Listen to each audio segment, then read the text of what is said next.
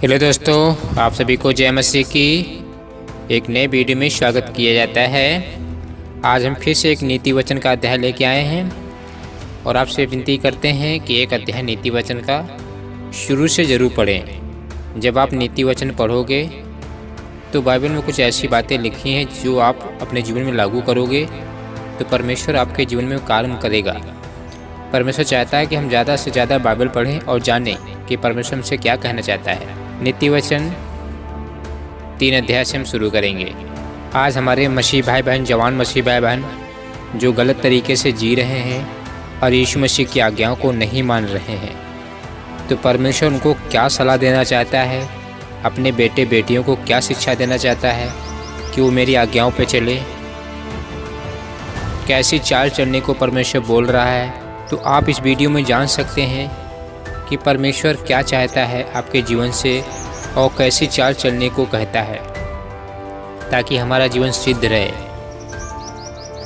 पहली बात, एक बात आपको बता देना चाहता हूँ मसीह भाई बहनों से, आप लोग गलत संगति ना करें, गलत लोगों की संगति ना करें।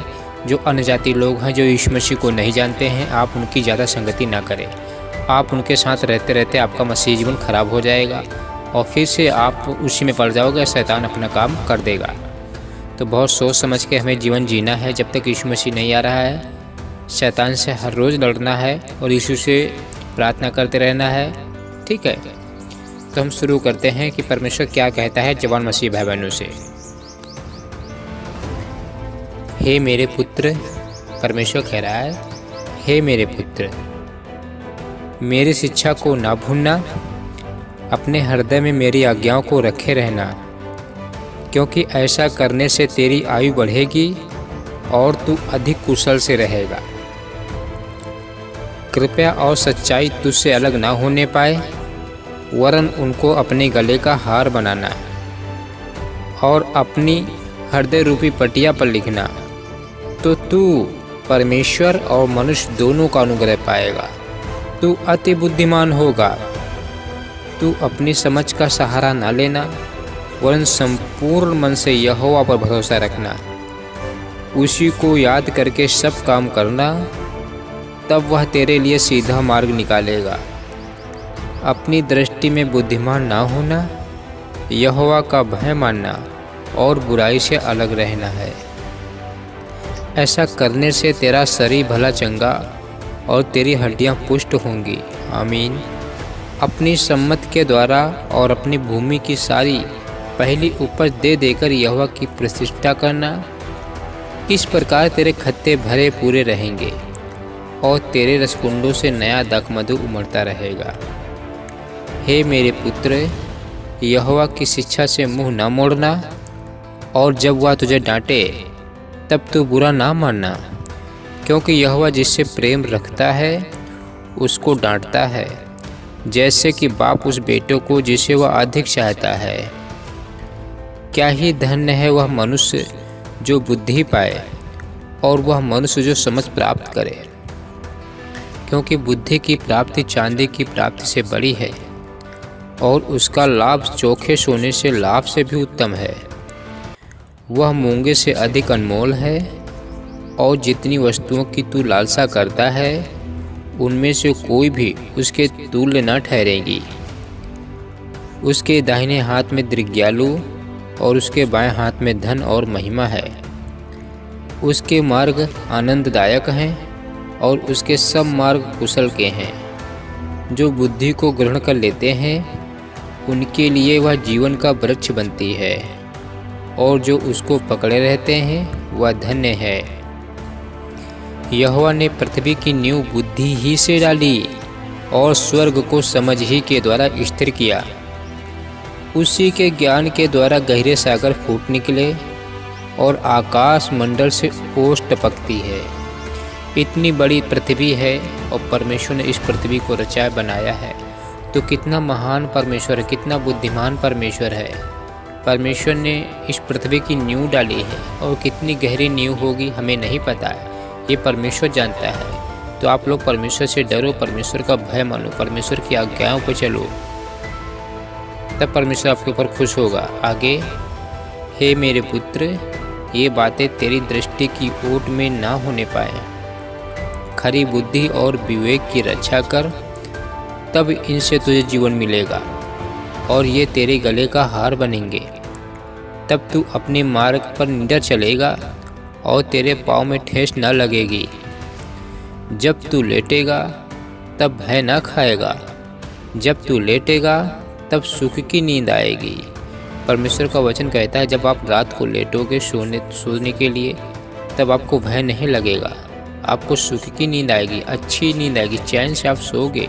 अगर आप मेरे वचन पे चलोगे, मेरी आज्ञाओं को मानोगे, तो आपको सुख की नींद आएगी।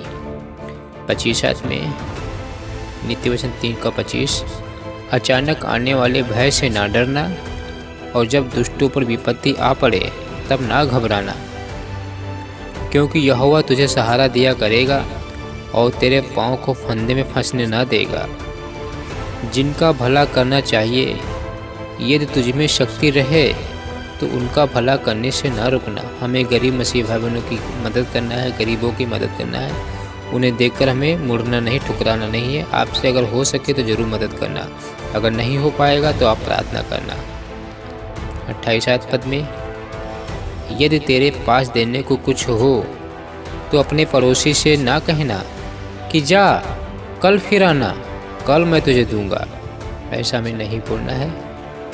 अगर आपके पास है तो थोड़ा बहुत दे देना, और सोच समझ के हमें देना है। देखना है कि वो ऐसे ही मांग रहा है या उसकी मजबूरी है या उसके पास कोई घटी है, तो हमें देना है, ठीक है। लेकिन आपको ऐसा लगता है कि ये देने लायक है, इसके पास कुछ नहीं है, गरीब है, ये हमारे पास मदद लेने के लिए आया है, तो आप उसे ज़रूर देना है, ठीक है। अगर आपको ऐसा लग रहा है कि उसकी मदद करनी चाहिए, वो बहुत गरीब है, तो आप मदद कर सकते हो, ठीक है। आगे, जब तेरा पड़ोसी तेरे पास बेखटके रहता है तब उसके विरुद्ध बुरी युक्ति ना बांधना। जिस मनुष्य ने तुझसे बुरा व्यवहार ना किया हो उससे अकारण मुकदमा खड़ा ना करना। उपद्रवी पुरुष के विषय में डह ना करना, न उसकी सी चाल चलना। गलत लोगों की संगति से हमें दूर रहना और न उनकी सी चाल चलना है हमें, क्योंकि यहोवा कुटिल से घृणा करता है परंतु वह अपना भेद सीधे लोगों पर खोलता है। आमीन। दुष्ट के घर पर यहोवा का शाप और धर्मियों के वास स्थान पर उसकी आशीष होती है। ठट्ठा करने वालों से वह निश्चय ठट्ठा करता है और दीनों पर अनुग्रह करता है। बुद्धिमान महिमा को पाएंगे और मूर्खों की बढ़ती अपमान ही की होगी। तो परमेश्वर की आयतें कितनी अच्छी चीज़ में लिखी हुई हैं। परमेश्वर बहुत प्रेम करता है आपसे। परमेश्वर नहीं चाहता है कि हमारे बेटे बेटियां कोई भी नरक जाए, कोई भी अनंत काल की सज़ा काटे, क्योंकि जो नरक जाएगा वो हमेशा के लिए जाएगा, अनंत काल के लिए, और जो स्वर्ग जाएगा वो भी अनंत काल के लिए जाएगा, कभी नहीं मरेगा। तो आपको सही डिसाइड करना है, सही चुनाव करना है, आपको स्वर्ग, ठीक है। हमें नरक नहीं जाना है। यीशु ने हमारे लिए और आपके लिए नरक नहीं बनाया है। शैतान और दुष्टात्माओं के लिए परमेश्वर यहोवा ने नरक बनाया है, क्योंकि लूसीफर ने यहोवा से बलवा किया था, उसके लिए परमेश्वर ने नरक बनाया है। लेकिन दुष्टात्माएं जो लूसीफर है, ये हम लोगों को नरक ले जाना चाहता है, पाप में गिराकर, यीशु से दूर रखकर। वो नहीं चाहता है कि कोई पश्चाताप करे, परमेश्वर के वचन को पढ़े, जाने और स्वर्ग जाए। उसकी इच्छा है कि हर एक नरक जाए, जैसे मैं नरक जाऊंगा, क्योंकि यहोवा ने उसका न्याय पहले से ही कर दिया गया है।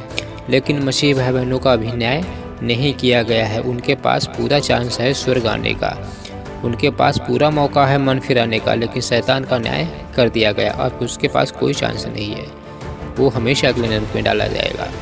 अगर आपकी परीक्षा हो रही है तो परमेश्वर का धन्यवाद करो। अगर आप परमेश्वर आपको डांट रहा है, छड़ी लगा रहा है, बीमारी में, तंगी में, गरीबी में अगर कुछ भी दिक्कत हो रही है, तो समझ लो कि परमेश्वर आपकी ताड़ना कर रहा है। परमेश्वर ताड़ना उसी की करता है जो लोग मसीह भाई बहन पाप में जीते हैं, जीवन बिताते हैं, क्योंकि परमेश्वर ने आपके लहू बहाया, आपको चुन लिया है और वो नहीं चाहता कि हमारे बेटे बेटियां पाप करें, पाप में जीवन बिताए। तो सही रास्ते पे लाने के लिए वो ताड़ना करता है, छड़ी लगाता है, ताकि हमारे बेटे को एहसास हो कि हम पाप में जी रहे थे, गुनाह कर रहे थे, तो फिर से वापस आ जाए। तो इसलिए परमेश्वर का वचन कहता है, नीति वचन 3:11-12, हे मेरे पुत्र, यहोवा की शिक्षा से मुँह न मोड़ना, और जब वह तुझे डांटे तब तू बुरा ना मानना, क्योंकि यहोवा जिससे प्रेम रखता है उसको डांटता है, जैसे कि बाप उस बेटे को जिसे वह अधिक चाहता है। तो परमेश्वर जिन जिन से प्रेम करता है उसको डांटता है, उसको छड़ी लगाता है कि गलत रास्ते पे ना जाए हमारे बेटा गलत रास्ते पे ना जाने पाए, शैतान के चुंगल में ना फंसने पाए। परमेश्वर ने कितना अच्छा बोला है कि जब तू लेटेगा तब भय ना खाएगा, जब तू लेटेगा तब सुख की नींद आएगी। अगर हम सुख की नींद चाहते हैं तो आप परमेश्वर की आज्ञा माने, परमेश्वर के वचन पे चले, परमेश्वर की बात माने, और हमेशा पाप से दूर रहें, पाप से घृणा करें, नफरत करें। क्योंकि पाप जो है ना, मनुष्य अपने ही तरीके से करता है, अपने ही मर्जी से करता है, सोच विचार के करता है, और अपने ही शरीर से करता है। और जो पाप जो है ना, परमेश्वर को पसंद नहीं है। इसलिए परमेश्वर कहता है कि जैसे मैं पवित्र हूँ वैसे तुम भी अपने पूरे चाल चलन में पवित्र बनो। मेरे सामने अपने बुरे कामों को दूर करो, मेरी आंखों के सामने अपने बुरे कामों को दूर करो। भविष्य में बुराई करना छोड़ दो, एक दूसरे की चुगली नहीं करना है, हमें एक दूसरे की मदद करना है, विधवाओं की मदद करना है, कंगालों की मदद करना, उनकी सुधि लेना है। अगर कोई बीमार है तो उनके पास सुधि लेना, हालचाल पूछना है, ठीक है। अपने बैरियों के लिए प्रार्थना करना है, सबके लिए प्रार्थना करना है, ताकि आप परमेश्वर के पुत्र कहलाओ। जय मसीह की, गॉड ब्लेस यू। परमेश्वर आपको बहुत सारी आशीष दे। आपने इस वीडियो को देखा है, जागते रहो और हर्ष में प्रार्थना करते रहो, क्योंकि यीशु मसीह कभी भी और किसी वक्त आ सकता है। क्योंकि यीशु ने कहा था, तुम सोचते भी नहीं होगे मैं उसी घड़ी आ जाऊंगा। इसलिए जागते रहना और हर्ष में प्रार्थना करते रहना। तुम न उस दिन को जानते हो और न उस घड़ी को। परमेश्वर आपको बहुत सारी आशीष दे। जब परमेश्वर स्वर्गदूतों के साथ आए तो आपको भी लेके जाए। परमेश्वर आप सबका उद्धार करे, आपके जीवन में खुशियाँ लाए, बरकत लाए। परमेश्वर आपकी मदद करे। God bless you. जय मसीह की। आपको सुबह शाम बाइबल ज़रूर पढ़ना है, कैसे भी करके सुबह शाम प्रार्थना करना है, सुबह शाम बाइबल ज़रूर पढ़ना है। परमेश्वर आपकी मदद करे, अगुवाई करे। जय मसीह की।